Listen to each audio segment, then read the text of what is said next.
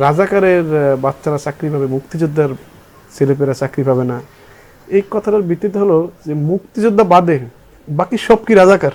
নিজের রক্ত আমার শরীরে তো জানেন যে 37টা বুলেট এখনো আছে। ফ্যাসিস্ট হাসিনা মুক্ত বাংলাদেশ পেয়েছি, কিন্তু যেই প্রত্যাশা নিয়ে আমরা যে বাংলাদেশ স্বপ্ন দেখছি সেটা এখনো আসলে সেই গণতন্ত্র, সেই নির্বাচনের কথা বললে একটা শ্রেণী তুলনামূলকভাবে কেন জানি সংস্কারের প্রতি বেশি আগ্রহ হয়ে যায়। এনসিপি নামক যে রাজনৈতিক দল, তাদের কর্মী নেই, যার কারণে কিন্তু তারা বিভিন্ন ব্যক্তিকে জায়গা দেওয়ার কারণে আজকে কিন্তু দেখা গেছে যে ফ্যাসিস্ট আওয়ামী লীগের অসংখ্য নেতাকর্মী তাদের দলে কিন্তু দেখা যাচ্ছে। দেশের নাম্বার 1 ট্রেডিং অ্যাপ নিফটি ফার্স্টে পাচ্ছেন ট্রেডিং এর সব সুবিধা, dual exchange access, company analysis, portfolio তৈরি করা সহ আরও অনেক ইউনিক ফিচারের সাথে ট্রেড করতে ডাউনলোড করুন এক্ষুনি।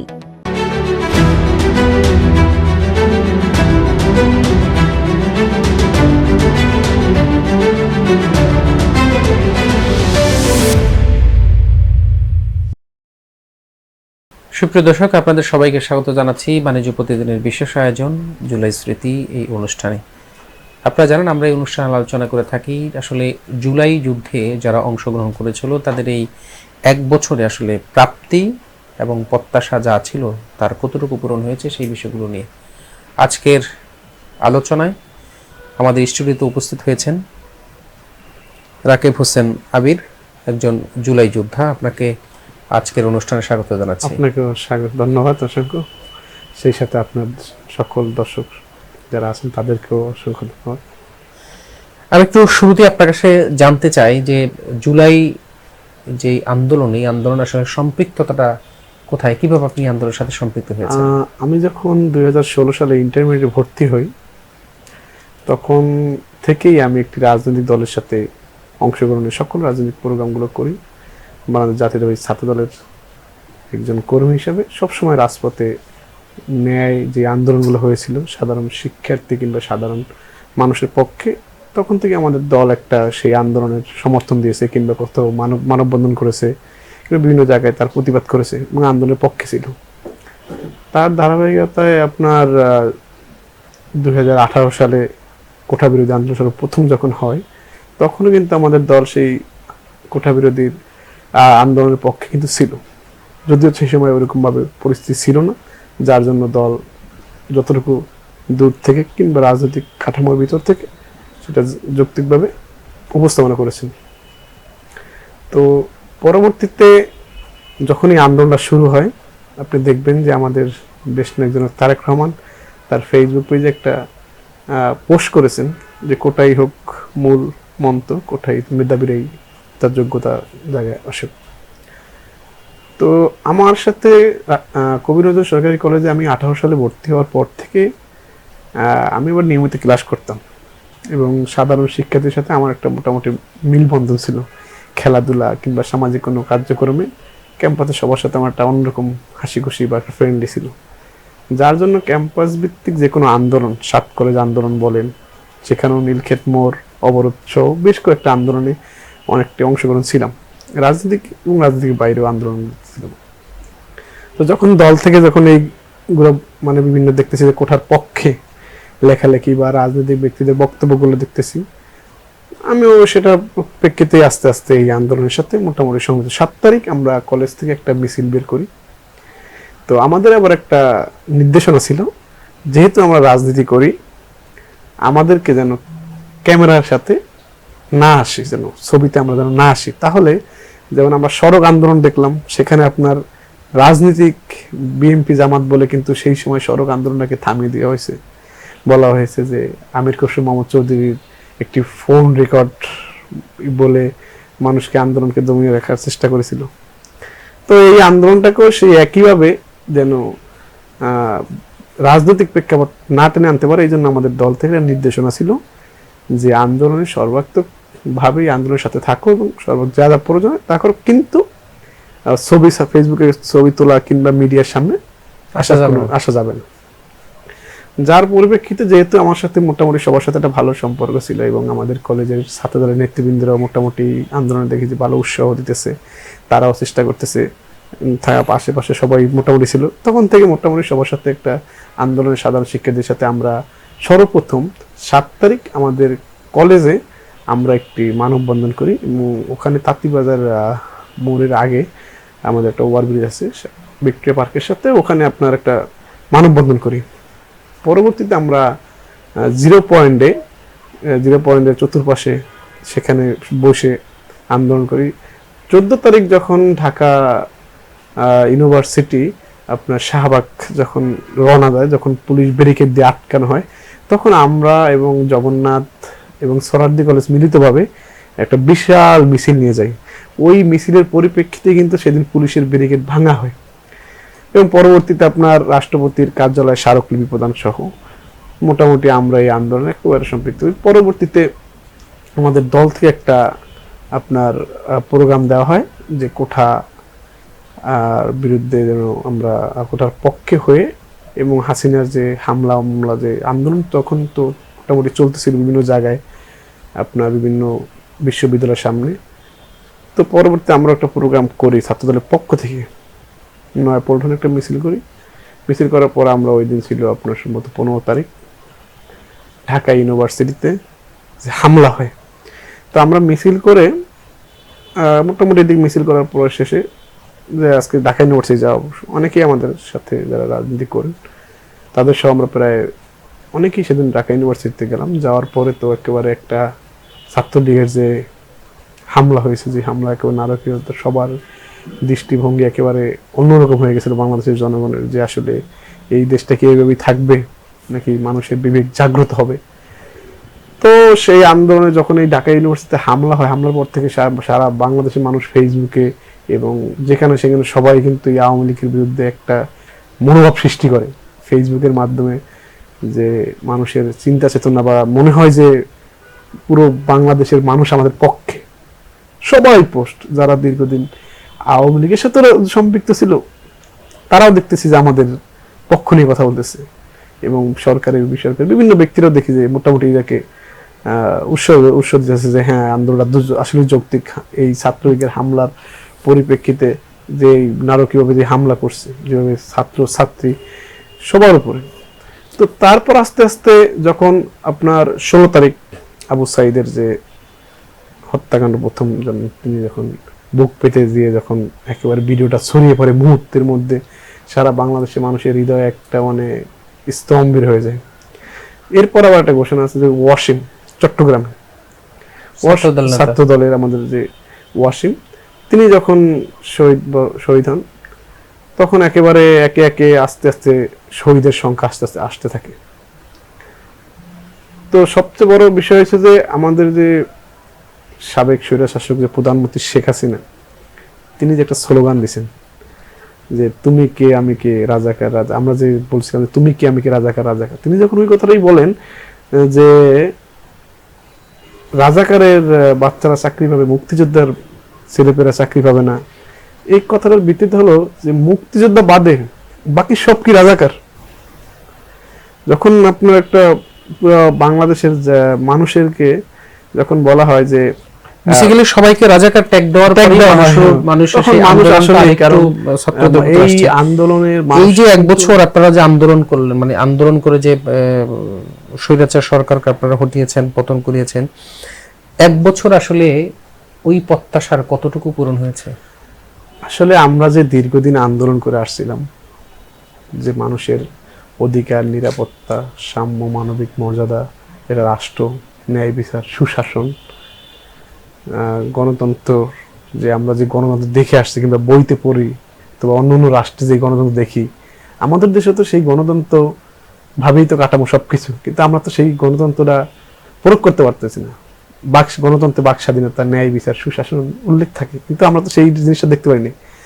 আমরা আওয়ামী লীগের বিরুদ্ধে কোনো কথা বলতে পারিনি, কোনো প্রতিবাদ করতে পারিনি, কোনো ন্যায় বিচার না পাওয়ার পরিপ্রেক্ষিতে বাংলাদেশের মানুষ কিন্তু যে একটা স্বপ্ন দেখছে, এবং সেই স্বপ্নের মাধ্যমে এবং যে একটা আন্দোলন হয়েছে, সেই আন্দোলনের পরবর্তীতে যে একটা সুন্দর বাংলাদেশ সবার সমান, সেই বিষয়টা কিন্তু আমরা এখন পর্যন্ত পাইনি। আমরা ফ্যাসিস্ট হাসিনা মুক্ত বাংলাদেশ পেয়েছি, কিন্তু সেই প্রত্যাশা নিয়ে আমরা যে বাংলাদেশ স্বপ্ন দেখছি, সেটা এখনো আসলে সেই গণতন্ত্র, সেই এটার পিছনে কারণ কি? এটার পিছনে যদি আপনি দেখেন, বাংলাদেশের ফ্যাসিস্ট হাসিনা পতনের আন্দোলনে কিন্তু অনেক ঐক্য হয়েছে, রাজনৈতিক জোট হয়েছে।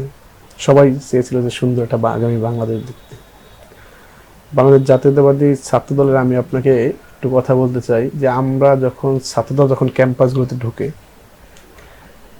তখন একটা শ্রেণী এই প্রথম বিভাজন শুরু করে।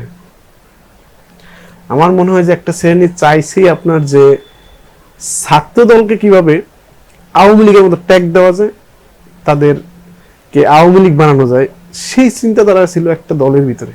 তারা আপনার ক্যাম্পাসে ছাত্র রাজনীতি নিষিদ্ধ চায়, যে ছাত্র রাজনীতির কারণে কিন্তু এরশাদ পতন হয়েছে। সেখানে আপনার 5ই আগস্ট পর যেখানে সবার অংশগ্রহণ থাকবে ক্যাম্পাসে, সেখানে একটা শ্রেণী ক্যাম্পাসে ছাত্র রাজনীতি নিষিদ্ধ। তো বিষয়টা স্বাভাবিক, একটু ব্যতিক্রম। তো কিছুদিন যাওয়ার পর আমাদের ভারপ্রাপ্ত চেয়ারম্যান তারেক রহমান যখন বলেছেন যে শান্ত থাকার জন্য সবাইকে, কারোর সাথে কোনো রকমের ঝামেলা জড়ানো যাবে না, কারণ তিনি তো অবশ্যই রাজনীতিবিদ এবং তার রাজনৈতিক অভিজ্ঞতা আছে বলেই তো আমাদের যে নির্দেশনা দিয়েছেন। তো আমরা সেই নির্দেশনা মেনে যখন চলতেছিলাম, তখন কিছুদিন পরে আবার দেখতেছি তারাই বিভিন্ন ছাত্র সংগঠনের বিভিন্ন নেতৃবৃন্দ, কেউ সভাপতি, কেউ সেক্রেটারি, যারা তো এরকম ভাবেই আসলে আমার দেখা মতে যে বাংলাদেশের একটা শ্রেণী চাচ্ছে যে গণতন্ত্রটাকে যে প্রতিষ্ঠিত করার লক্ষ্যে যে মানুষের দীর্ঘদিনের যে আন্দোলন সংগ্রাম ছিল, সেই আন্দোলন সংগ্রামটা আসলে তারা চাচ্ছিল যে তারা নিজেদের মতো করে, বর্তমানে আপনি দেখবেন যে এই যে একটা যে উদ্দেশ্য নিয়ে আসলে আন্দোলনটা শুরু হয়েছিল গণতান্ত্রিক বাংলাদেশ, সেই বাংলাদেশ আসলে মাঝখানে কেউ একজন ফাটল ধরানোর চেষ্টা করছে। এটাই আসলে আমাদের যে রাজনীতির যে চিন্তা চেতনা ছিল যে 5ই আগস্টের পর সুশাসন নিশ্চিত হবে, ভোটের অধিকার প্রতিষ্ঠা হবে, সবাই ভোট দেবে। দীর্ঘ 17 বছর ফ্যাসিস্ট হাসিনা আমলে কিন্তু কেউ ভোট দিতে পারেনি। নির্বাচন হয়েছে, তারা দিনের ভোট রাতে করে ফেলেছে। কিংবা ভোট কেন্দ্রে যার প্রয়োজন পড়ে নাই, তারা তাদের মতো করে ভোট নিয়ে নিছে। তো মানুষ এখন ভোট দেবে, সুন্দর নির্বাচন উৎসবভাবে সবাই অংশগ্রহণ করবে, নির্বাচন একটা পরিবেশ ফিরে হবে। বাংলাদেশে আপনি দেখবেন যে নির্বাচন আসলে মানুষের ভিতরে উৎসাহ আসে, চায়ের দোকানে মানুষের একটা ভিড় বাড়ে, কে কাকে ভোট দিবে, অনেক কথা হয়। কিন্তু আপনার নির্বাচনের কথা বললে একটা শ্রেণী তুলনামূলকভাবে কেন জানি সংস্কারের প্রতি বেশি আগ্রহ হয়ে যায়, যে সংস্কারটা বেশি প্রয়োজন। কিন্তু সংস্কারের পাশাপাশি যে নির্বাচনটা প্রয়োজন, এটা তারা কেন জানি এড়িয়ে চলতে চাচ্ছে। আচ্ছা, এখন আপনার আসলে এই যে আপনি আমি যতটুকু জানি আপনি কবি নজরুল একজন সমন্বয়কদের মধ্যে একজন ছিলেন। বর্তমানে আলোচিত আসলে সমন্বয়কদের বিভিন্ন ধরনের চাঁদাবাজি, টেন্ডারবাজি, তারপরে দখল বাণিজ্য, এটা আসলে আপনার কাছে কেমন লাগে যে আপনারা একটি বৈষম্যহীন বাংলাদেশ এবং সুখী সমৃদ্ধ বাংলাদেশ গড়ার জন্য স্বপ্ন দেখেছেন, কিন্তু আপনারা যারা স্বপ্ন দেখেছেন তারা এখন চাঁদাবাজি করছেন, এটা আপনার কাছে কেমন লাগে? আসলে এটা খুবই দুঃখজনক। এটা এতটাই দুঃখজনক যে হয়তো এই প্ল্যাটফর্ম থেকে নেতৃত্ব দিয়েছেন এই আন্দোলনটা, কিংবা ফ্যাসিস্ট হাসিনা পতনের আন্দোলনে তারা হয়তো নেতৃত্ব দিয়েছেন। তাদের নেতৃত্বর পাশাপাশি সকল রাজনৈতিক দল, শ্রেণী পেশার মানুষ তাদের ডাকে সাড়া দিয়ে এই ফ্যাসিস্ট হাসিনা বিদায় করেছেন। দুঃখজনকভাবে খুবই খারাপ লাগতেছে যে এত কষ্ট করে নিজের রক্ত, আমার শরীরে তো জানেন যে 37টা বুলেট এখনো আছে, কিন্তু খুব কষ্ট লাগে যে যারা নেতৃত্ব দানকারী তারা থাকবে মানুষের মাথার উপর স্বর্ণের মুকুট হিসেবে, কিন্তু আজকে তাদের নামে বা তারা যা শুরু করতেছে, মানুষ যে জুলাই আগস্টের যে আন্দোলনকে মানুষ মনে রাখবে, স্মৃতিচারণ করে রাখবে, বা এই আন্দোলনটাকে মনে করবে যে না ফ্যাসিস্ট হাসিনার পরবর্তীতে ভালো কিছু হবে, কিন্তু সেখান থেকে আমার যেদিনকে আন্দোলনের সময় আগে চলাকালীন সময় আমাদের যে সমন্বয় কমিটি করা হয় 3 তারিখে প্রকাশ করা হয়, সেখানে আন্দোলনের প্রতি বা আমার নেতৃত্ব দেখে তারা হয়তো সেই জায়গাতে আমার নামটা রাখছে। আমাদের কলেজে গ্রুপ ছিল, মেসেঞ্জার গ্রুপগুলো, ছোট ছোট গ্রুপগুলো ছিল, সেখানে আমাকে অ্যাড করা হয় এবং পরবর্তীতে আমাকে ওখানে সমন্বয়ক একটা কমিটি হয়, সেই কমিটিতে আমাকে অ্যাড করা হয়। পরবর্তীতে আমি আন্দোলন করি। আমার দল যখন বলা হয় যে আপনি আপনার যে রাজনৈতিক সংগঠন তার সাথে প্রোগ্রাম করবেন, ওখানে কোনো আর প্রোগ্রাম করবেন, তখন থেকে আমি আর ওই প্রোগ্রামে অংশগ্রহণ নিই না, আমি আমার দলের প্রোগ্রামে অংশগ্রহণ নিয়মিত করি। কিন্তু এই যে সমন্বয়ক নাম দিয়ে ট্যাগ দিয়ে বহুত সংখ্যক যারা 5 তারিখের পরেও সমন্বয়ক সেজে, যেমন 5 তারিখের পরে অনেকে বিজয় র্যালি নিয়ে নামছে, তখন তো আন্দোলন নাই, হাসিনা পালিয়ে গেছে শুনে 5 তারিখ শাহবাগ নয়তো রাজপথে একটি ফ্ল্যাগ ধরে নামে 2টা ছবি তুলে পরবর্তী কারো মাধ্যমে নিজেরা অনেক সময় কমিটি করছে। অনেক সময় দেখা গেছে আপনার যে এই যে বর্তমানে যে আপনার এনসিপি নামে যে রাজনৈতিক দল, তাদের কর্মী নেই, যার কারণে কিন্তু তারা বিভিন্ন ব্যক্তিকে জায়গা দেওয়ার কারণে আজকে কিন্তু দেখা গেছে যে ফ্যাসিস্ট আওয়ামী লীগের অসংখ্য নেতাকর্মী তাদের দলে কিন্তু দেখা যাচ্ছে। এই সমন্বয়ক আজকে রাজনৈতিক দল খোলার পর থেকে তাদের যে নানান বিতর্ক, নানানভাবে তারা যা চাচ্ছে সেটা বাংলাদেশের মানুষ তো কখনো মেনে নেবে না, স্বাভাবিক। এটা রাজনৈতিক দলকে বাংলাদেশ জাতীয়তাবাদী দল কিন্তু স্বাগত জানাইছে, তাদেরকে স্বাগত জানায় এবং তাদেরকে সবসময় সার্বিক সাহায্য সহায়তা করার জন্য তারা প্রস্তুত। যে আপনি দেখবেন যে সিনিয়র নেতৃবৃন্দরা, কিন্তু তারা অথচ বিএনপির নামে প্রতিনিয়ত প্রোপাগান্ডা চালাচ্ছে। এই যে জুলাই যে আন্দোলন আসলে আপনার এমন কি স্মৃতি আছে যেটা আপনাকে প্রতিনিয়ত মানে ভাবায় বা কষ্ট দেয় যে এই কাজটা আমি করতে পারলে আরেকটু এরকম হইতো বা এরকম করলে এরকম হইতো, এরকম কি স্মৃতি আছে? 2024 সালের 19 জুলাই আমি 18 জুলাই যাত্রাবাড়িতে যাই। তো সেখানে ওই দিন আমার বাসা থেকে অনেক দূর, ওখান থেকে আসাটা খুব কঠিন হয়ে যায়। প্রোগ্রাম শেষ করে আসার পরে অলিগলিটা অনেকটা আমার ওইদিকে যাওয়াটা কম, কিন্তু আমি 18 তারিখ ওই দিন যাওয়ার পর আমার নিজেরে ভাবছি যে এইদিকে আর আসা যাওয়ার না, কারণ চীনে আসার কারো কাছে জিজ্ঞেস করে আসাটা খুব কঠিন। তো ওই দিন পুরো অনেক পুলিশের সাথে কাছাকাছি ধাওয়া পাল্লা দেওয়া প্রচুর হয়। পরবর্তীতে ওই দিন আর আমি যাইনি। পরবর্তীতে আমাদের একটা প্রোগ্রাম দেওয়া হয়, আমাদের একটা গ্রুপ থাকে পুরান ঢাকা জোন কেন্দ্রিক, সেই গ্রুপে বলা হয়েছে যে আমাদের আজকে কবি নজরুল সোহরাওয়ার্দী কলেজ জগন্নাথ মিলিতভাবে বাংলা বাজার মোড় ওখানে সহ অবস্থান নিব আমরা। তো সকাল থেকেই আপনার পুলিশের আনাগোনা খুব বেশি। বাংলা বাজার ওই সব এলাকা তো ব্যবসায়িক এলাকা, তো লোকজন শুক্রবার ছিল 19 জুলাই, তো ওই দিনটা ছিল বন্ধ। তো অলিগলিতে দেখা গেছে পুলিশে একদিক দিয়ে তাকাইলে অন্য একদিকে দেখা যেত। তো পরবর্তীতে ওই দিন সকালে আমরা পারি নাই ওই স্থানে সমাবেশটা করতে। পরবর্তীতে আমি বলতেছি যে আমরা মনে হয় যে জুমার নামাজটা পড়ে সবাই মিলিতভাবে মসজিদে যে মুসল্লিরা বেরোবে, ওখানে বাহাদুর শাহ একটা পার্ক ছিল, ওই পার্কের সাথে আমরা ভিক্টোরিয়া পার্কে অবস্থান নিব আমাদের ক্যাম্পাসের সামনে। কবি নজরুল এবং জগন্নাথ মোটামুটি কাছে। তাও ওখানে পারিনি, ওখানে কাউন্সিলর ছোট মেয়ের কিছু লোকজন আমাদেরকে বাধা দেয়। পরবর্তীতে আমি বলি যে তাহলে আমাদের মোটামুটি কাঠেরপুল মোড়ে গিয়ে ওখানে আমরা জড়ো হই এবং সবাইকে বলি যে কাঠেরপুল মোড়ে আসো, কারণ লক্ষ্মীবাজার থেকে কাঠেরপুল দূর, অনেকটা দূর। ওখান থেকে যদি আমরা মিছিল আকারে আসি, এখানে দেখা যাচ্ছে অনেক গলিতে গলিতে কিছু কিছু লোকজন। তো ওখানে যখন আসি, এর ভিতরে মোটামুটি লোকজন বেশ জড়ো হয়ে যায় এবং আমি স্লোগান দিই, এসো ভাই এসো বোন, গড়ে তুলি আন্দোলন। তো বলার পর মোটামুটি লোকজন প্রায় 200-300 লোকজন হয়ে গেছে। তো 2-3 লোক হয়ে গেলে মোটামুটি আমাদের মিছিলের আওয়াজটা অনেক বড় হচ্ছে, কাছাকাছি মানুষজন দেখে আসতেছে। তো ওই দিন সোহরাওয়ার্দী কলেজের গলি দিয়ে আমি লক্ষ্মীবাজারে প্রবেশ করি। তো আমাদের তো আগেই পরিকল্পনা ছিল যে আমরা বাংলা বাজার করব। তো মোটামুটি অনেক গলিতেই ছোট ছোট গলির ভিতরে কিছু কিছু লোক ছিল, কিন্তু সাহস করে কেউ আর মেইন রোডে আসতেছে না। পুলিশের রাবার বুলেট, টিয়ারশেল, কোথাও 2-4 জড়ো হলে সেখানে রাবার বুলেট মানে। তো জানো সবাই চুপচাপ।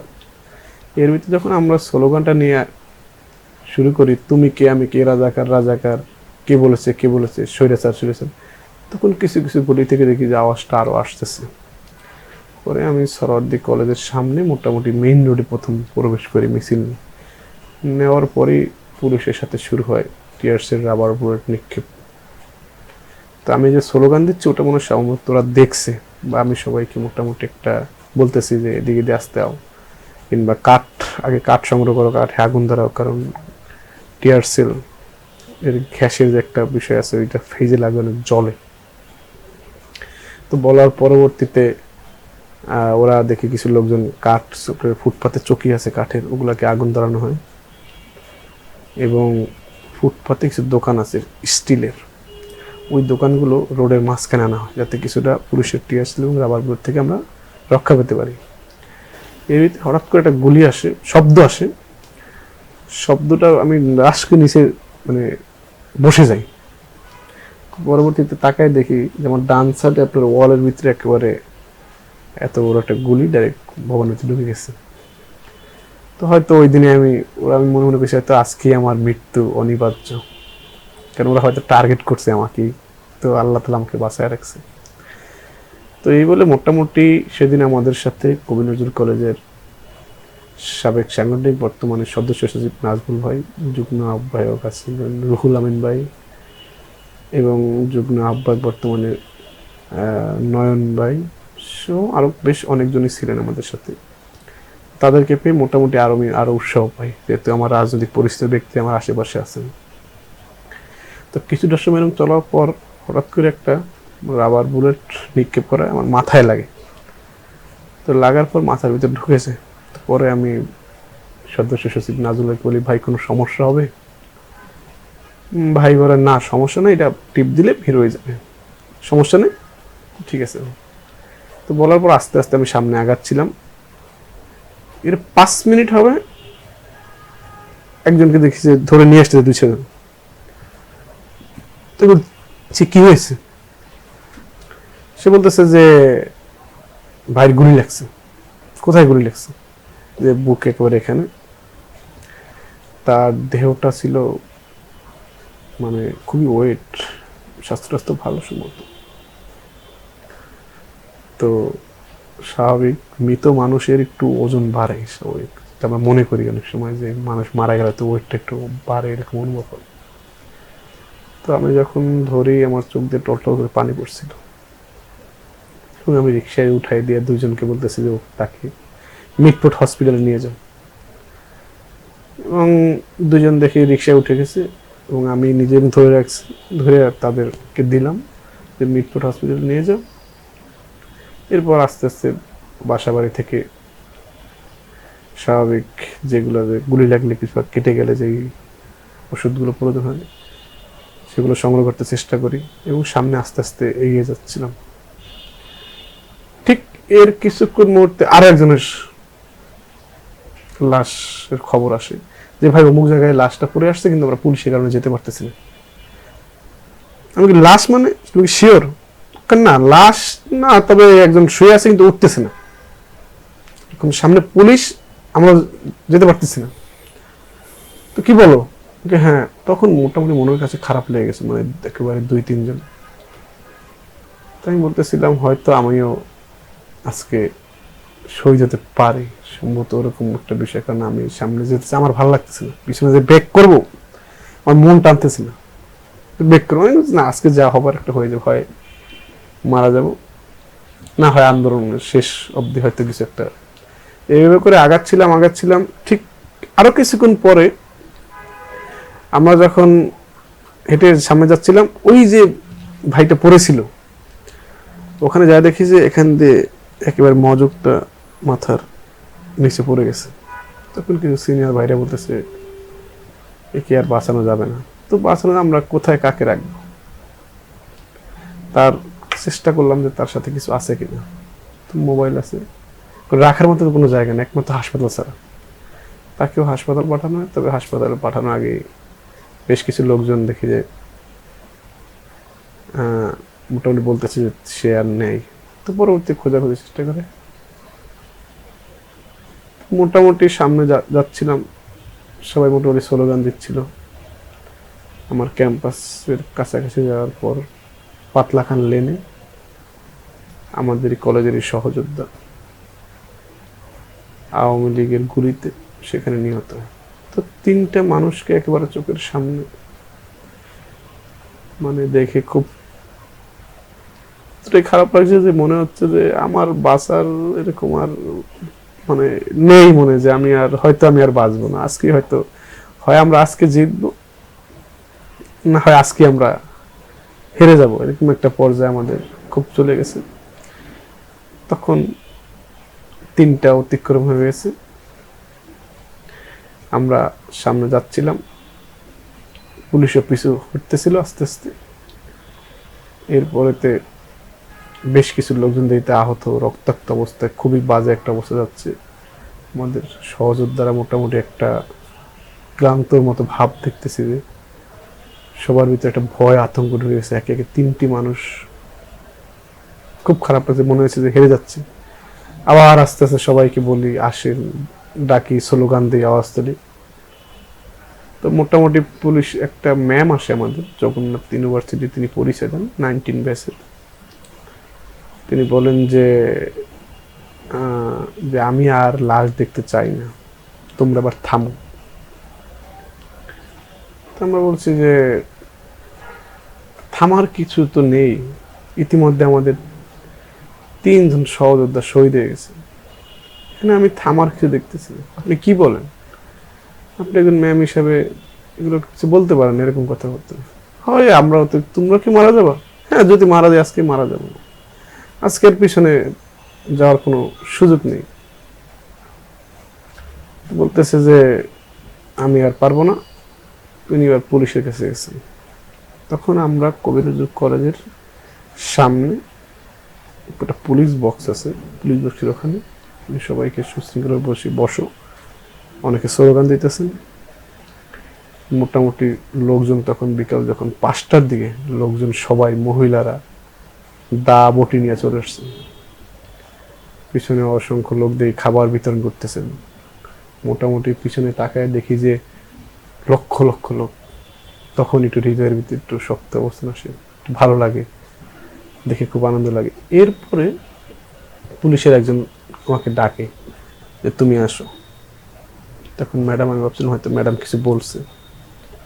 আমি 10 ফুট সামনে গেলাম, পুলিশের ভিতর থেকে একজন আসলো, আমাকে বলতেছে যে তোরে কিন্তু আমি চিনি, তুই কিন্তু প্রথম থেকে আমি তোকে ফলো করতেছি, তুই সবাইকে ডাইকিয়া সবাইকে নিয়ে আসতেছিস, এই যে 3 জন লোক মারা গেল এর সম্পূর্ণ দায় তোর উপর দায় মনে করিস, তুই তো বাঁচতে পারবি না, তুই এখান থেকে প্রোগ্রাম শেষ করে যাবি, তোর দেখবি যে অবস্থা কাহিল হয়ে যাবে, তুই কিন্তু বাঁচতে পারবি না। সবাইকে নিয়ে তুই বলে দে যে এখানে এখন থেকে আর কোনো শেষ, এখানেই শেষ, আর প্রোগ্রাম নাই, সবাই যাদের বাসায় ফিরে যাও, নাহলে তোর কিন্তু অবস্থা কারে। তোরা কিন্তু আমরা ভিডিওতে সব কিছু রাখছি, আর প্রযুক্তিতে বোঝস, তুই কোন জায়গায় থাকস না থাকস সব কিন্তু অলরেডি চলে আসবে, তুই সবাইকে বলে দে। আমি বলছি না, আমার দ্বারা সম্ভব না,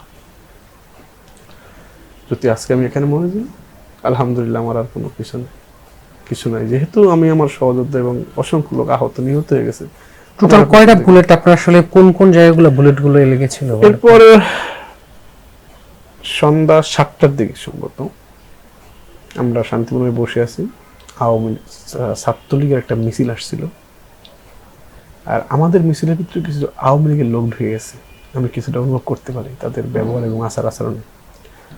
আমার মনে হয় পুলিশ এবং ছাত্রলীগের সাথে একটা যৌথ আলোচনা করেই তারা হয়তো এই অ্যাটাকটা নিছে।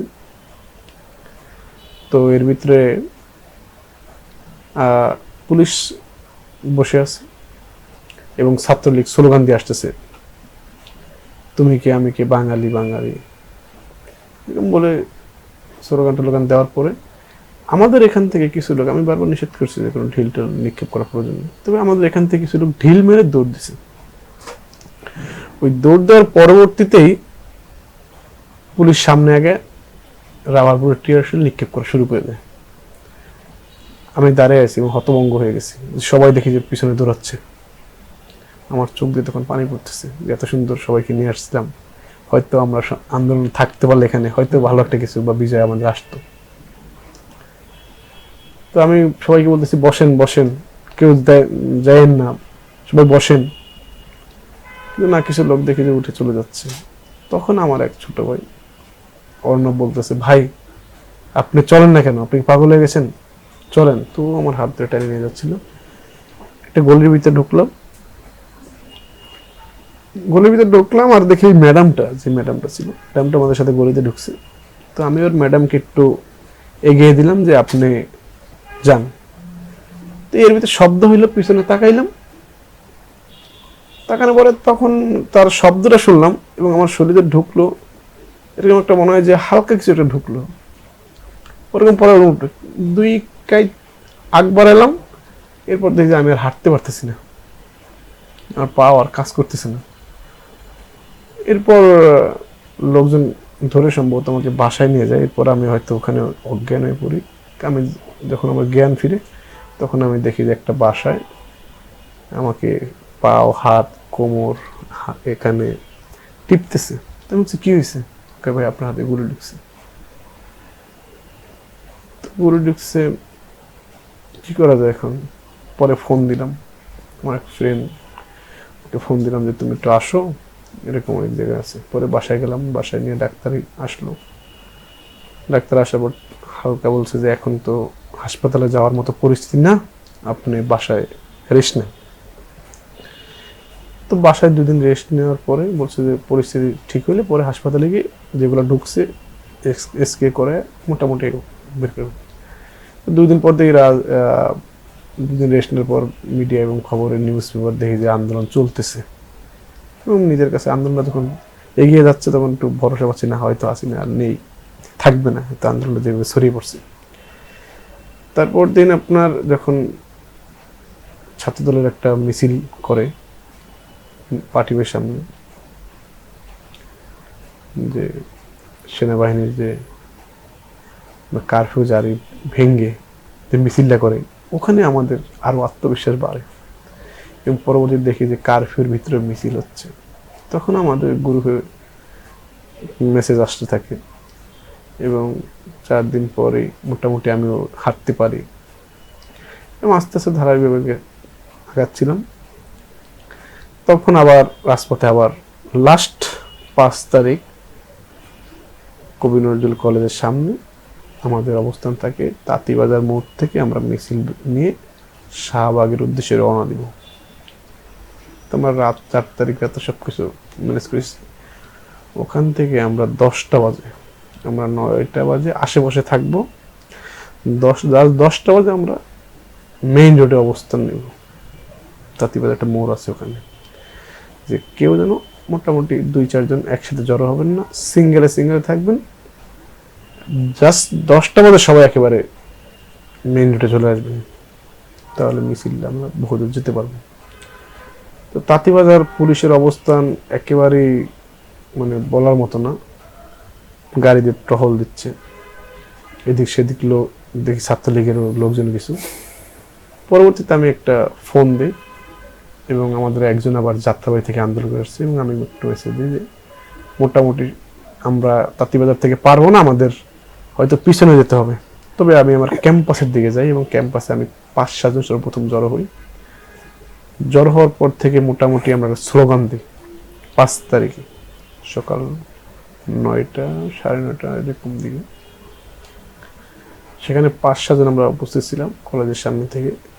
আমরা 5-7 জনই পেয়ে আজকে, কারণ আমি যখন বাসা থেকে বেরোইছিলাম তখন আমার আইডেন্টি কার্ড, বাসার ফোন নম্বর, আম্মু আব্বুর নম্বর, সবার নাম্বার একটা কাগজে লিখছি যাতে লাশটা যেন, যদি মারাও যায় আজকে, যেন লাশটা যেন আমার বাসায় পৌঁছায়।